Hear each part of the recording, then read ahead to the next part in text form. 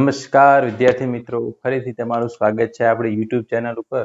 અને છેલ્લા લેક્ચરની અંદર એટલે કે બાયોટેકનોલોજી જે ચેપ્ટર જે છે એના લેક્ચર નંબર 2 ની અંદર આપણે રેસ્ટ્રિક્શન ઉત્સેચકો વિશે વાત કરી હતી.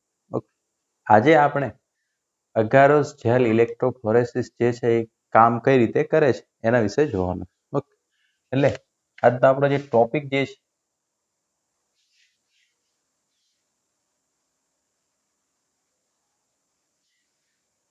એની અંદર આપણે જોવાનું છે અગારોસ જેલ ઇલેક્ટ્રોફોરેસિસ. હવે આ પ્રોસેસ કેમ કરવામાં આવે? આ વસ્તુ તમે ડીએનએ ફિંગરપ્રિન્ટિંગ ની અંદર પણ ક્યાંક ને ક્યાંક જોઈ કે ભાઈ આપણે જે પણ ડીએનએ હોય, બરાબર, જે આપણે મને એને આપણે રેસ્ટ્રિક્શન ઉત્સેચકો વડે એને કાપવામાં આવે. ઓકે, હવે જે પણ ડીએનએ હોય તમે એને રેસ્ટ્રિક્શન એન્ડોન્યુક્લિયસ એન્ઝાઇમની ટ્રીટમેન્ટ આપો એટલે ડીએનએ ના શું થઈ જાય? ટુકડા થઈ જાય. શું થઈ જાય? ટુકડા થઈ જાય. ઓકે, ફ્રેગમેન્ટ બની જાય. હવે જે ટુકડાઓ જે છે એને સેપરેટ કરવા માટેની મેથડ છે એને કહેવાય અગારોસ જેલ ઇલેક્ટ્રોફોરેસિસ. ઓકે, હવે એકચ્યુઅલી એની અંદર આખી પ્રોસેસ કઈ રીતના હોય છે? અગારોસ જેલ ઇલેક્ટ્રોફોરેસિસ એક ડિવાઇસ હોય, બરાબર, આ રીતના આખું એક ડિવાઇસ છે.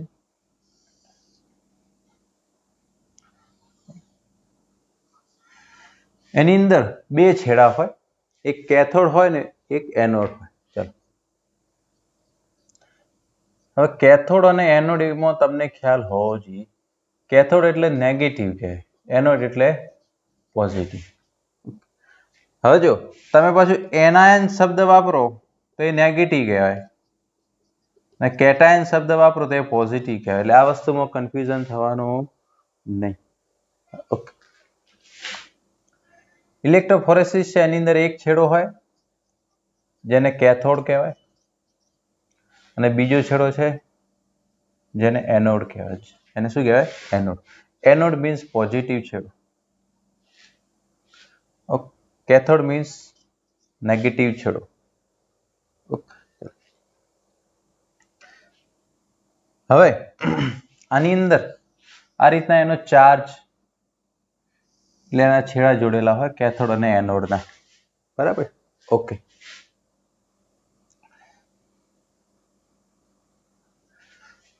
હવે આની પ્રોસેસ કરતા પહેલા એની અંદર એક મીડિયમ, હવે ડીએનએ જે છે એના ટુકડાઓ કઈ રીતના અલગ પડે તો અંદર એક મીડિયમ નાખવામાં આવે, એને કહેવાય અગારોસ જેલ. શું કહેવામાં આવે? અગારોસ જેલ. જેલ જે છે એકદમ ટ્રાન્સપરન્ટ મીડિયમ હોય. જેલની ખાસિયત કે તમે એને ગરમ કરો એ લિક્વિડ બની જાય, થોડું પાછું એનું ટેમ્પરેચર ડાઉન આવે તો એ સોલિડ બનતી જાય. કેવી બની જાય?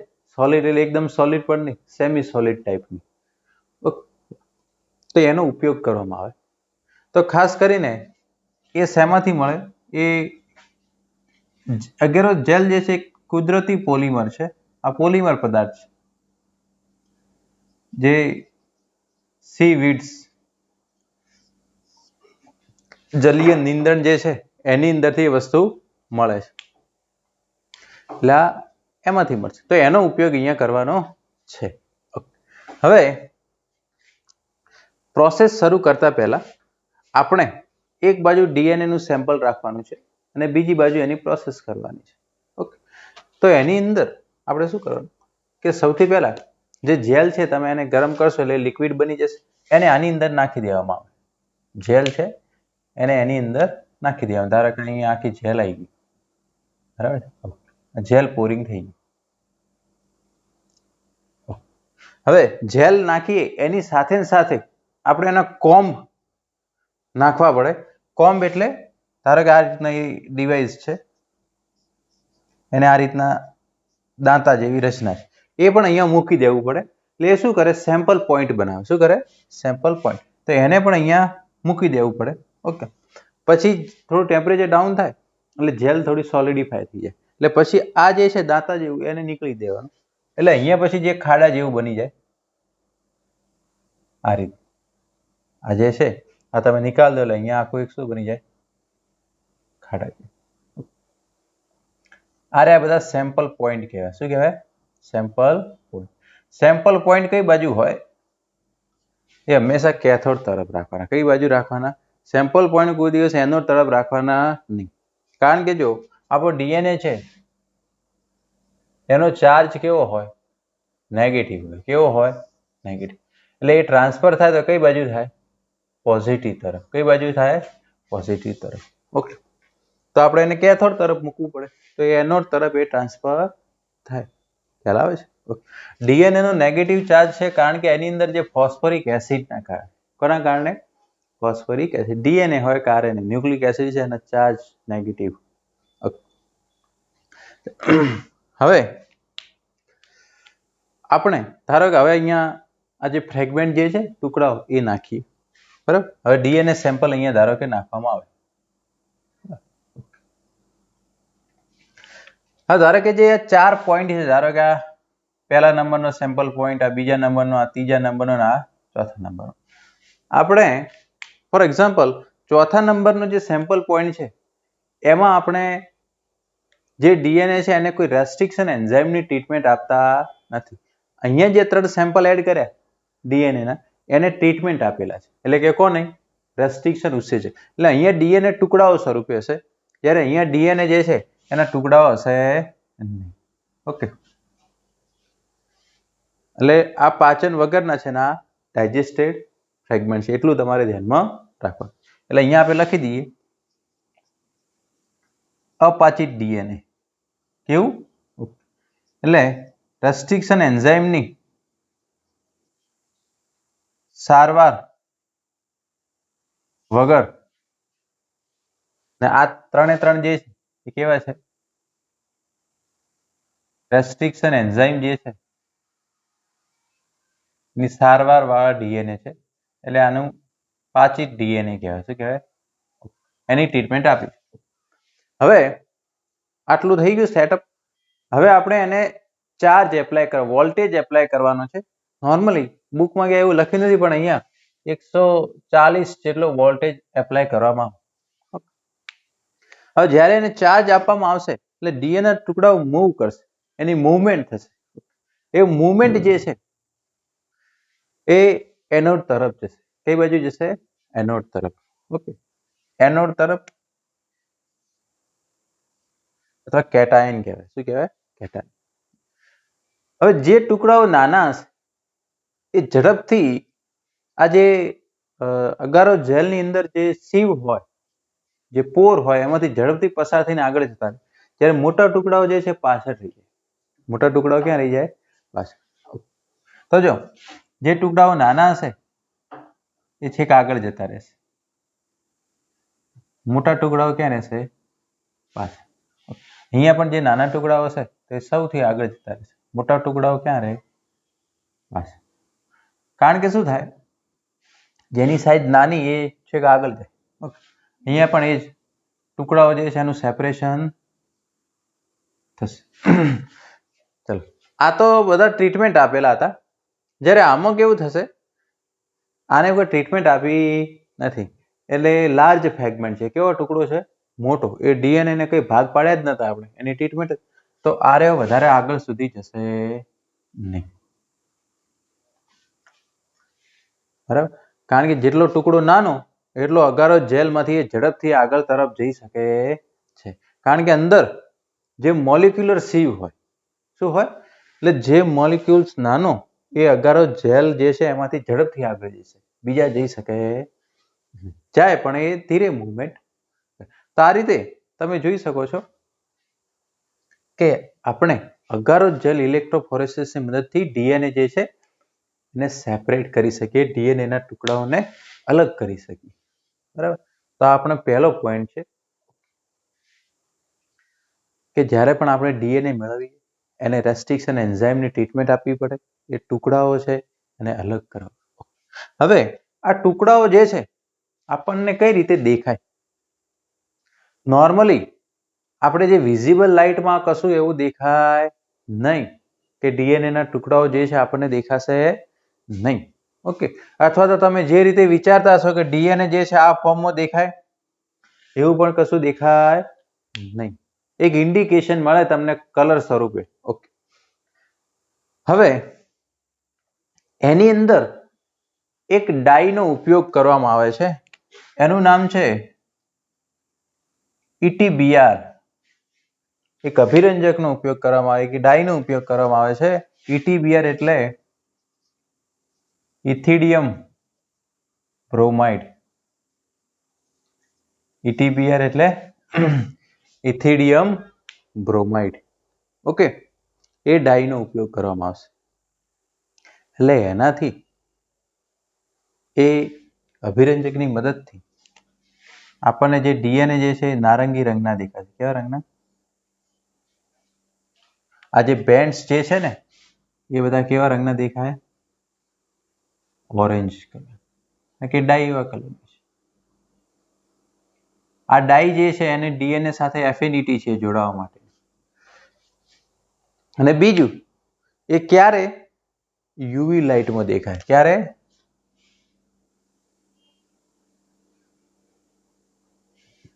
આપણે ડાઈ તો નાખી દઈએ, પણ આ જે ફોર્મેટ જે છે ને યુવી લાઇટમાં રાખવું પડે ત્યારે આપણને બેન્ડ સેપરેટ થયેલા આપણને દેખાય, નહીતર દેખાય નહીં. આપણે તમને ખ્યાલ છે ડીએનએ ફિંગરપ્રિન્ટિંગમાં એમાં આપણે એક્સરે ની અંદર જોતા હોય. કોની અંદર જોતા હોય? એક્સરે ની અંદર. ઓકે,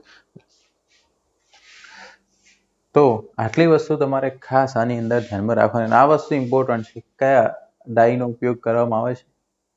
ડીએનએ ના ચાર્જના આધારે એનું સેપરેશન કરવામાં આવે છે. મોલિક્યુલર સી પણ જવાબદાર છે. આ બધું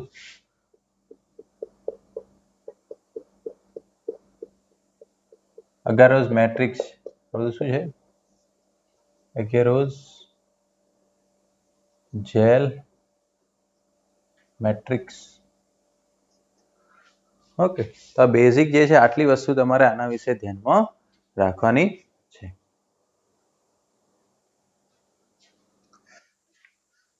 બીજું એક છે છાલન. ઓકે, ઇલ્યુશન. કે ઇલ્યુશન કોને કહેવામાં આવે?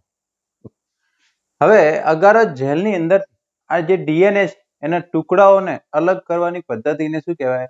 છાલન. ધારો કે આ ડીએનએ નો ટુકડો છે, આ જેલ પીસ જે છે એને આખો ટુકડા સ્વરૂપે અલગ કરી દેવાનો. આપણું ડીએનએ આપણને અલગ પડે, બરાબર? કે જે જેલ જે છે, જેલ એટલે તમે બીજું ના સમજો, અગેરોસ જેલ લખી દઈએ.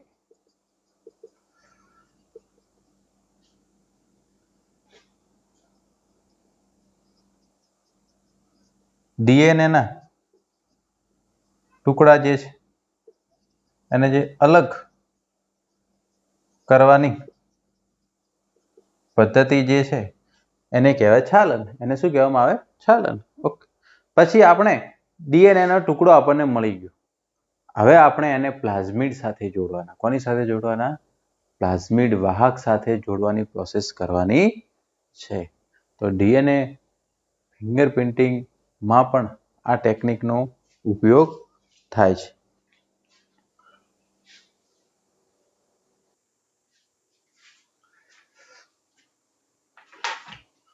હવે આપણે એના પછીનો ટોપિક જોઈએ, cloning vectors. Okay,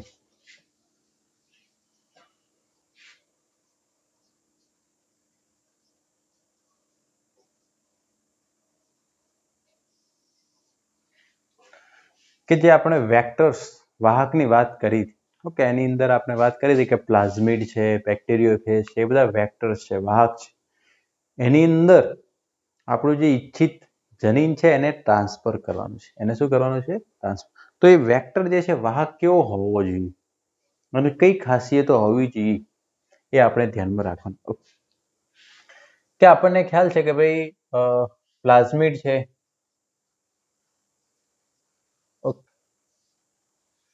plasmid DNA. તો પ્લાઝમિડ જે છે એ ડબલ સ્ટેન્ડર્ડ દ્વિશૃંખલિત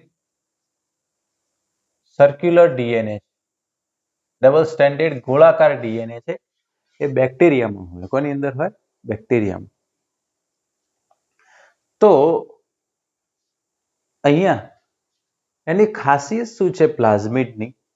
બરાબર, કે પ્લાઝમિડ ડીએનએ જે છે એના બેક્ટેરિયામાં મુખ્ય ડીએનએ હોય એના સિવાય વધારાનું એક્સ્ટ્રા ક્રોમોઝોમલ ડીએનએ કહેવાય, બાહ્ય રંગસૂત્રીય ડીએનએ કહેવાય.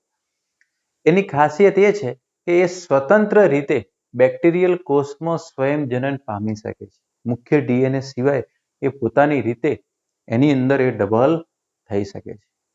તો આપણે એનો ઉપયોગ એ રીતે કરવાનો છે કે એની અંદર આપણું ઈચ્છિત જનીન ટ્રાન્સફર કરી દેવાનું છે અને પછી એની જોડે સ્વયં જનન કરાવવાનું છે. શું કરાવવાનું છે? સ્વયં જનન.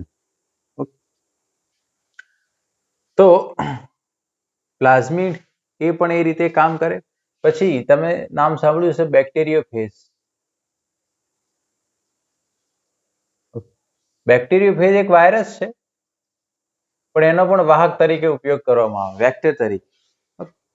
તમને ખ્યાલ છે ફેજ વાયરસ છે એ ઈ કોલી બેક્ટેરિયા ઉપર જીવે. એનું યજમાન કોણ છે? ઈ કોલી બેક્ટેરિયા. જ્યારે એનું ઇન્ફેક્શન લાગે એટલે ફેજ વાયરસનું જે ડીએનએ હોય એ બેક્ટેરિયાની અંદર જાય ને અંદર જઈ અને એ સ્વયં જનન પામે છે. ઓકે, તો આપણે ફેજ વાયરસનો વાહક તરીકે ઉપયોગ પણ કરી શકાય છે. હવે નોર્મલી આપણે એવા વાહકો લેવા પડે કે જે યજમાનની અંદર જઈ અને સ્વયં જનન પામી શકે. હવે નોર્મલી કોઈ વાહક જે છે એ યજમાનની જઈને એની કેટલા કોપી બનાવી શકે, નંબર, એ ખૂબ અગત્યનું છે. તો આપણે જે વાહકો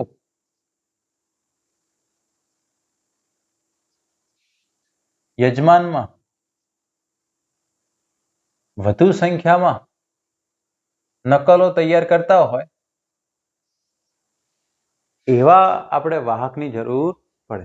ધારો કે કોઈ શું કરે કે ધારો કે આ બેક્ટેરિયલ કોષ છે, બરાબર, એની અંદર એને ટ્રાન્સફર કરો એ વેક્ટરને, બરાબર, તો કદાચ વિભાજન થઈ ને કદાચ 2 નકલો બનાવે પર કોષ. ધારો કે અહીંયા એનું વિભાજન થાય તો એકમાંથી કેટલા બન્યા?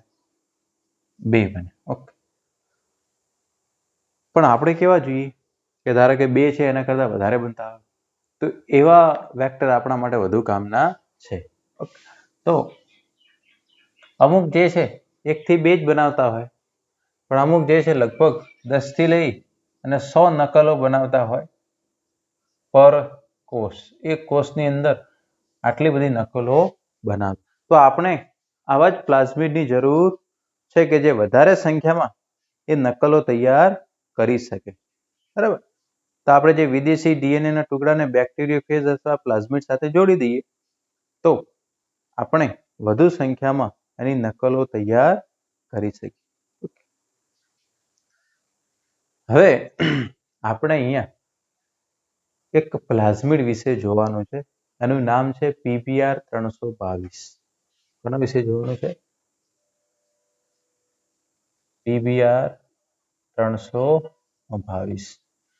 આ એક સંશ્લેષિત પ્લાઝમિડ છે. કેવો પ્લાઝમિડ છે? સંશ્લેષિત, બનાયેલો છે. ઓકે, આર્ટિફિશિયલ છે. ચાલો, હવે આપણે એ જોતા પહેલા જે બીજા બધા પ્લાઝમિડ જે છે એના વિશે જોઈએ કે અલગ અલગ પ્રકારના જે પ્લાઝમિડ જે છે એની શું ખાસિયત છે. બરાબર, પછી આપણે સંશ્લેષિત પ્લાઝમિડ વિશે જોઈએ. જેમ કે આપણે સૌથી પહેલા આપણે વાત કરી હતી એક નેચરલ પ્લાઝમિડ જે બેક્ટેરિયામાં હોય એની શોધ સૌપ્રથમ જે કોહન નામના સાયન્ટિસ્ટે 1972 ની અંદર એના વિશે આપણે ડિસ્કસ કરી કે ભાઈ દ્વિશૃંખલિત સર્ક્યુલર ડીએનએ છે. ઓકે, કે એ નકલો તૈયાર કરી શકે છે, સ્વતંત્ર રીતે સ્વયં જનન પામી શકે છે. પછી આપણે વાત કરી બેક્ટેરિયોફેજની. હવે એ પણ વાહક તરીકેનું કામ કરે. એની અંદર એક ખાસિયત છે, એની અંદર ચીપકું કોષ છેડો હોય. કેવો છેડો હોય? ચીપકું કોષ છેડો. અને એની ખાસિયત છે બેક્ટેરિયોફેજની કે યજમાનની અંદર એ ઝડપથી વિભાજન પામે છે. યજમાનની અંદર એનું ઝડપથી વિભાજન પામે છે અને વધારે કોપી નંબર બનાવે છે, એટલે એનો વધારે ઉપયોગ થાય છે. ખાસ કરીને જે બેક્ટેરિયોફેજ લેમ્બડાનો ઉપયોગ થાય છે અને M13 આ બેક્ટેરિયોફેજના પ્રકાર છે, એનો વાહક તરીકે નોર્મલી ઉપયોગમાં લેવાતો હોય છે. એના પછી છે કોસ્મિડ. આ બધા અલગ અલગ પ્રકારના વાહકોની વાત કરીએ છીએ આપણે, વેક્ટર. ઓકે, કોસ્મિડ જે છે મિશ્રણ છે ફેજ વાયરસ અને પ્લાઝમિડનું. કોનું? ઓકે, આની અંદર કેવું હોય, આ એક પ્રકારનો પ્લાઝમિડ છે જેમાં કોસ સાઇટ હોય. કેવી સાઇટ હોય? Cos site. બરાબર છે. આ એક પ્રકારનો પ્લાઝમિડ છે જેમાં કેવી સાઇટ છે? Cos site. ચાલો, તો પ્લાઝમિડની અંદર આની સાઇટ નાખી દીધી, કોસ સાઇટ, એટલે પેલું રેપ્લિકેશન ઝડપથી થાય. હવે દરેક પ્લાઝમિડ હોય ને એની ખાસિયત હોય કે એની અંદર જે ડીએનએ આપણે ટ્રાન્સફર કરીએ એ કેટલી લંબાઈ સુધીનું ગ્રહણ કરી શકે. કોઈક નાનો ટુકડો જ સ્વીકારી શકે, કોઈક મોટો ટુકડો સ્વીકારે. તો એના આધારે જે આ કોસ્મિડ જે છે એ 45 કિલો બેઝ, કેબી એટલે કિલો બેઝ. ઓકે, આપણે કોઈ મેમરી ફોર્મ આટલી સાઈઝનો ટુકડો છે એને એક્સેપ્ટ કરી શકે છે. તો વૈજ્ઞાનિકો જેમ પ્લાઝમિડ જે છે જેમ મોટો ટુકડો, અમુક નાના ટુકડા હોય, મોટા ટુકડા હોય, તો મોટા ટુકડાને પણ સ્વીકારી શકે એવા પ્લાઝમિડ એમને તૈયાર કરે. પછી તમને ખ્યાલ છે BAC, bacterial artificial chromosome. Okay, એની ખાસિયત શું છે? એ 300 થી 350 કિલો બેઝ ટુકડો જે છે એને એક્સેપ્ટ કરી શકે છે. આટલો મોટો ટુકડો. તમને ખ્યાલ છે આનો હ્યુમન જીનોમ પ્રોજેક્ટની અંદર ઉપયોગ થયેલો છે. એના સિવાય YAC, yeast artificial chromosome. Yeast artificial chromosome. આની ખાસિયત શું છે કે એ જે છે 1 મેગા બેઝ પેર.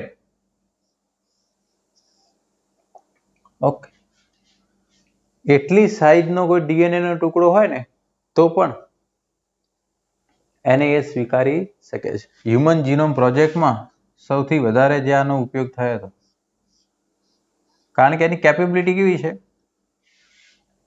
વધારે સાઈઝનો ડીએનએ નો ટુકડો એ સ્વીકારી શકે છે. ઓકે, અને અમુક જે આ સંશ્લેષિત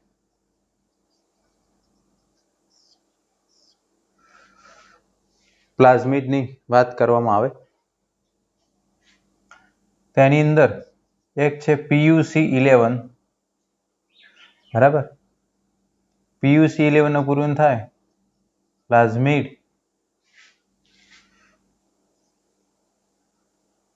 જે યુનિવર્સિટી ઓફ કેલિફોર્નિયા,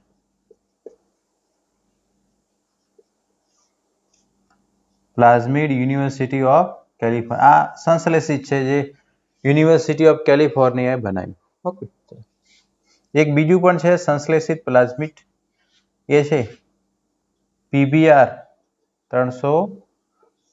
આ જે છે નંબર કે પહેલા નંબરનું, બીજા નંબર, એમને આ 11મા નંબર. ઓકે, આ છે plasmid Bolivar. B for Bolivar, R for Rodriguez, PBR. 322 જે છે એનો નંબર છે. બરાબર, તો આ સંશ્લેષિત છે, આર્ટિફિશિયલ છે, જે વૈજ્ઞાનિકોએ બનાવેલા છે.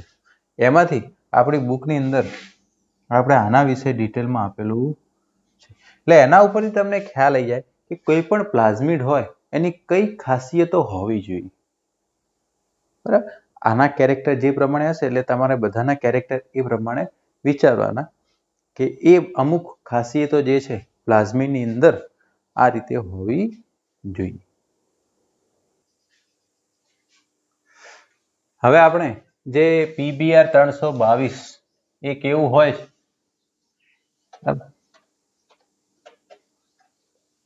એના વિશે વાત કરીએ.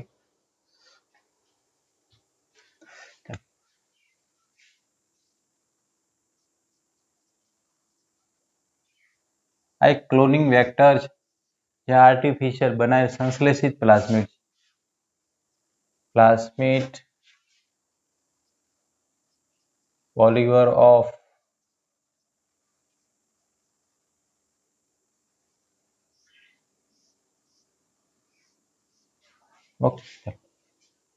આર્યા જે છે ડબલ સ્ટ્રેન્ડેડ સર્ક્યુલર ડીએનએ છે. આ રીતે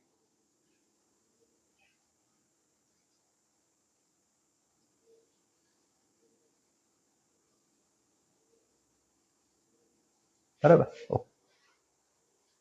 હવે આપણે એની ખાસિયતો જોઈએ. સૌથી પહેલા એની અંદર એક જગ્યા છે જેને ORI સાઇટ કહેવાય. કઈ જગ્યા છે? ORI. ચલો, પહેલા નંબરની કઈ જગ્યા આપણે કીધી? ORI means origin of replication site. એનો મતલબ શું થાય? Origin of replication site. સ્વયં જનન ઉત્પત્તિ સ્થાન કહેવાય.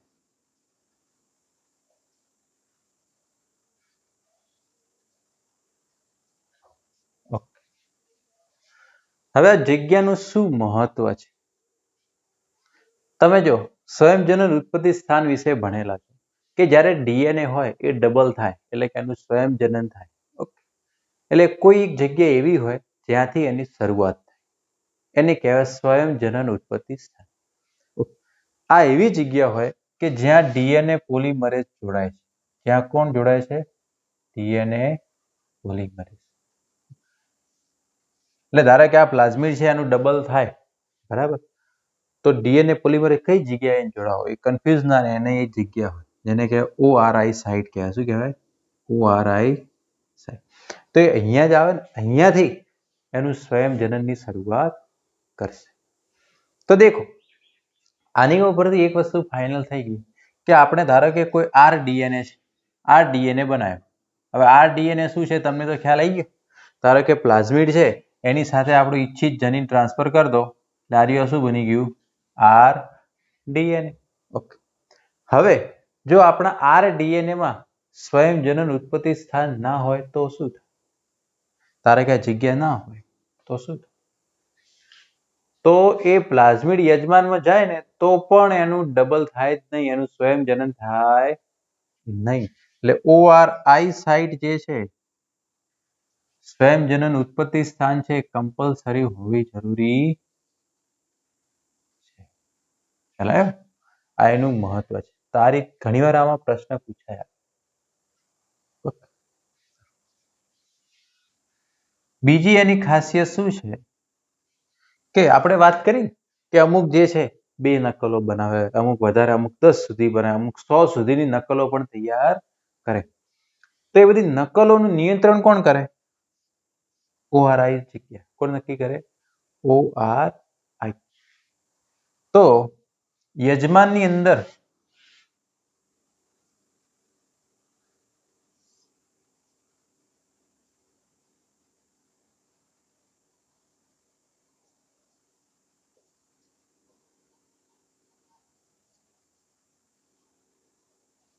નિયંત્રણ પણ કોના દ્વારા થાય?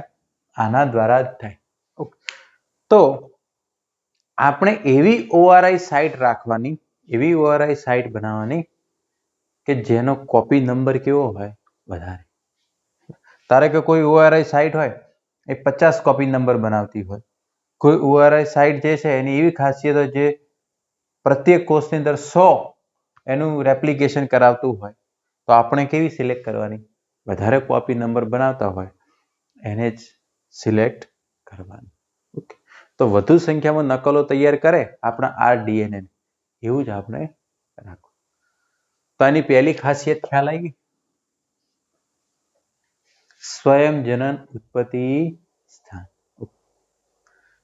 હવે આપણે ખાલી આજે ડાયાગ્રામ માં શું વસ્તુ હોય છે એ જોઈ લઈએ, બરાબર.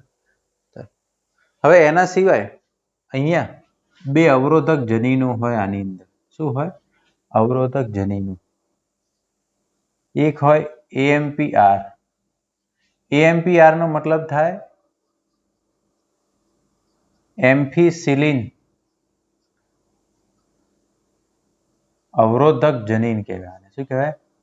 એમ્ફીસિલિન અવરોધક, એમ્ફીસિલિન રેઝિસ્ટન્સ જીન, એમ્ફીસિલિન અવરોધક. એમ્ફીસિલિન શું છે? પ્રતિજૈવિક દ્રવ્ય છે. શું છે? પ્રતિજૈવિક દ્રવ્ય. ઓકે. બીજું એક અવરોધક જનીન હોય અહીંયા.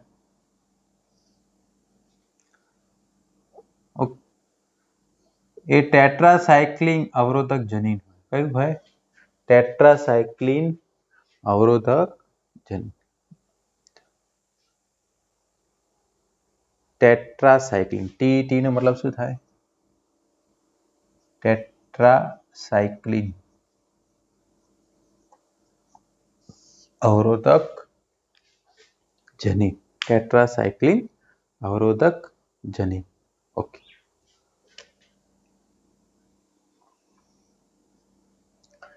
હવે જો આના સિવાય બીજું શું હોય કે આની અંદર ધારો કે જે ઉત્સેચક છે આપણે શું કરવાના, જ્યારે આપણો ઇચ્છિત ડીએનએ આની અંદર ટ્રાન્સફર કરવો હોય એટલે આપણે એને શું કરવો પડે? રેસ્ટ્રિક્શન એન્ઝાઇમથી કાપવો પડે. શું કરવો પડે? તો જ પેલી જગ્યા બને ને પછી આપણો ઇચ્છિત ડીએનએ એમાં ટ્રાન્સફર કરી શકીએ.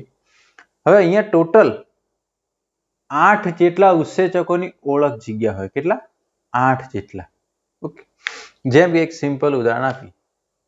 ધારો કે જે ટેટ્રાસાયક્લિન અવરોધક જનીન છે ત્યાં જે BAM H1 ઉત્સેચકની ઓળખ જગ્યા હોય. એટલે કે તમે આ જે પ્લાઝ્મિક ડીએનએ ને BAM H1 ઉત્સેચકથી કાપો ને તો બીજી કોઈ જગ્યાએથી એને નહીં કાપે. એ એક્ઝેક્ટ કઈ જગ્યાએથી કાપશે? અહીંયાથી જ કાપશે. કઈ જગ્યાએથી કાપશે? તો આ શું કહેવાય? એ ઉત્સેચકોની એની અંદર 8 જેટલા રેસ્ટ્રિક્શન એન્ઝાઇમની ઓળખ જગ્યા હોય. તમને ખ્યાલ આવે છે કે BAM H1 એટલે એનું પૂરું નામ શું થાય? બેસિલસ એમાઇલો લિક્વિફેસિયન્સ H. ઓકે. ચાલો. બીજી જ અહીંયા એક ઓળખ શૃંખલા હોય, બરાબર છે? એ આપણે અહીંયા દર્શાવીએ. એ હોય SAL1. તમને ખ્યાલ છે આ બધા નામ રેસ્ટ્રિક્શન એન્ઝાઇમના છે. ધારો કે પ્લાઝમિડ છે, આપણે એને SAL1 રેસ્ટ્રિક્શન એન્ઝાઇમથી કાપીએ તો એક્ઝેક્ટલી અહીંયા આવીને જ કટ મૂકે, બીજે ક્યાંય કટ મૂકે. આ એની ઓળખ જગ્યા છે, બરાબર.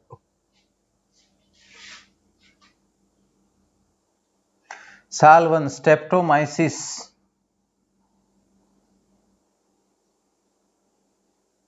એલ્બસ, એનું નામ શું થાય? સ્ટ્રેપ્ટોમાઇસિસ ને આલ્બસ નું AM. ઓકે. ચલો. હવે જે ORI સાઇટ હોય એવી જ એક બીજી જગ્યા હોય અહીંયા, જેને ROP સાઇટ કહેવાય. કઈ સાઇટ કહેવાય? ROP. ઓકે. આને નોર્મલી પૂરું નામ થાય પ્રોટીન ઓફ રેપ્લિકેશન. પૂરું નામ શું થાય? Protein of replication. એટલે જે રેપ્લિકેશન એટલે સ્વયંજનન. સ્વયંજનન માટે જરૂરી પ્રોટીન નિર્માણ એ કઈ જગ્યા દ્વારા થશે? ROP સાઇટ દ્વારા થશે. કોના દ્વારા થશે? ROP. તમે આ ડીએનએ છે, આ બધું શું છે? એના જનીનો છે બધા અલગ અલગ. શું છે? જનીન. જેમ કે આ એમ્ફીસિલિન અવરોધક જનીન છે, આ ટેટ્રાસાયક્લિન અવરોધક જનીન છે. એ રીતે અહીંયા બીજા બધા ડીએનએ ના ભાગ હશે. એમાં આટલો ભાગ જે છે એ સ્વયંજનન માટે જરૂરી પ્રોટીન નિર્માણ કરે. ROP. અહીંયા પણ એક ઓળખ શૃંખલા હોય એક એન્ઝાઇમની PVU2. ઓકે, એનું પૂરું નામ થાય પ્રોટિયસ વેલ્ગેરિસ.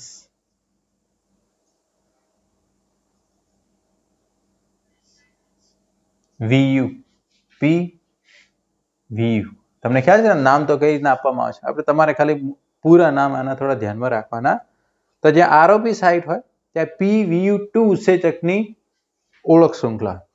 એટલે કે ધારો કે આપણે એને PVU2 થી કાપવો છે, તો તમે એને ટ્રીટમેન્ટ આપશો ને તો એક્ઝિટ અહીંયાથી જ કટ મૂકશે, કારણ કે એની તમે દેખો દરેક ઉત્સેચકની એક ઓળખ શૃંખલા હોય કે ત્યાં જ કામ કરે કે નહીં. જેમ કે ઇકો R1 છે, એની ઓળખ શૃંખલા કઈ છે? GAATTC. એ ફિક્સ હોય દરેકની અંદર. હવે આગળ, જ્યાં એમ્ફિસિલિન અવરોધક જનીન છે ત્યાં બે ઉત્સેચકોની ઓળખ શૃંખલા છે. એમાં એક છે PVU1. આનું નામ તો ખ્યાલ આવી ગયું, પ્રોટિયસ વેલ્ગેરિસ. શું છે? પ્રોટિયસ વેલ્ગેરિસ. બીજું એક છે PST1. PST1 એનું પૂરું નામ થાય પ્રોટિયસ સ્ટુઅર્ટી. આનું પૂરું નામ શું થાય?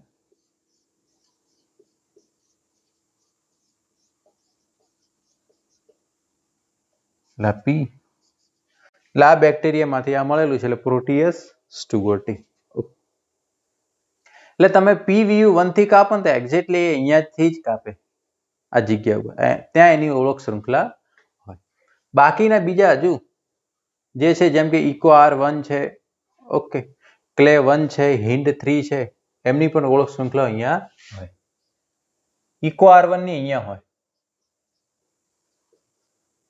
ઇકો R1 તમને ખ્યાલ છે, ઇશેરિશિયા કોલાઈ RY13.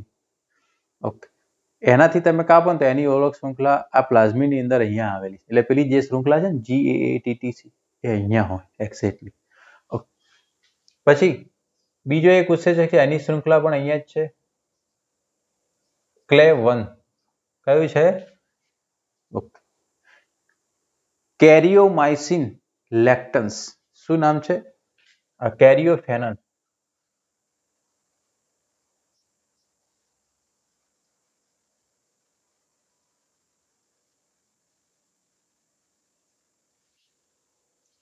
CLA.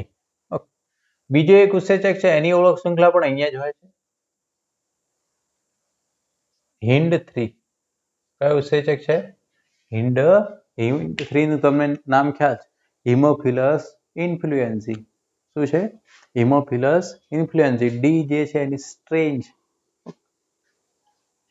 તો આર્યુ જે છે PBR 322. ખ્યાલ આવે?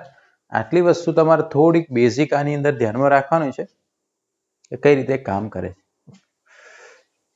નેક્સ્ટ લેક્ચરની અંદર આપણે એની એક ખાસિયત તો ભણી ગયા, આની ORI સાઇટ વિશે. કોના વિશે?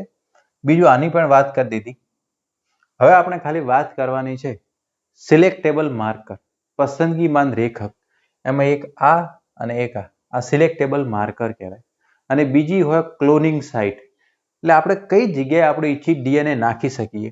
તો ટોટલ 8 ક્લોનિંગ સાઇટ છે. કેટલી? 8. 1 2 આ 3 4 5 6 7 અને આ 8. ખ્યાલ આવે? 8 ક્લોનિંગ સાઇટ આની અંદર છે. તો એના વિશે આપણે ડિટેલમાં નેક્સ્ટ લેક્ચરની અંદર ભણશું. એટલે નેક્સ્ટ લેક્ચરમાં ડાયરેક્ટ આપણે ક્લોનિંગ વેક્ટરમાં આપણે પસંદગીમાન રેખક વિશે જોઈશું. Thank you.